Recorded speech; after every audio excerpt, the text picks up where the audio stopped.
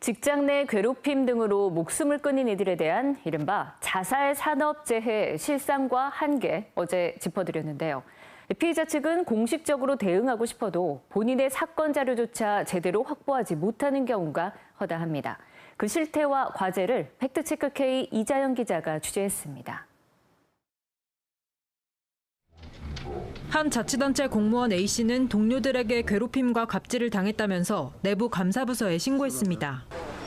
이후 사건 처리 결과를 확인하기 위해 정보 공개를 청구했지만 기관은 거부했습니다. 또 다른 공공기관에서 근무하던 B씨는 상사의 괴롭힘을 신고했습니다. B씨는 조사 과정에서 다른 지역으로 갈 건지 같은 부서에 계속 근무할 건지 선택하라고 요구받기도 했습니다.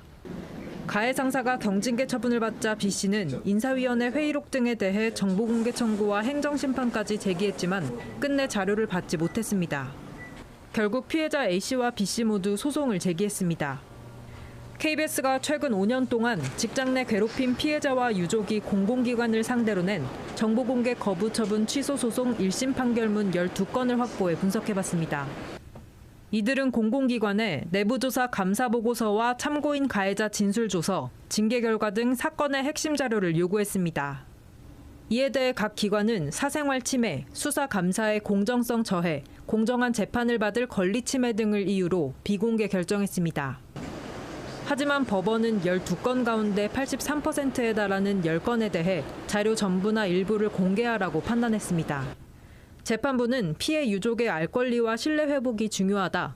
자료를 공개해 얻는 피해자의 권리 구제 이익이 더 크다고 판시했습니다. 피해자의 방어권 보장, 권리 구제가 사생활 보호 등 공공기관이 내세운 비공개 사유보다 우위에 있다고 본 겁니다. 피해자들이 자료를 받기까지 짧게는 5개월, 길게는 2년이 걸렸습니다.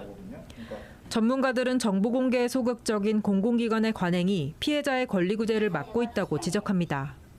정보가 차단되면 피해자의 인권과 어떤 보호를 하기 위한 첫 발짝을 떼기가 힘들어져요. 피해를 입은 노동자를 보호하는 것이 아니라 기관을 보호하기 위해서 비공개를 계속 남발한다라고 볼 수가 있죠.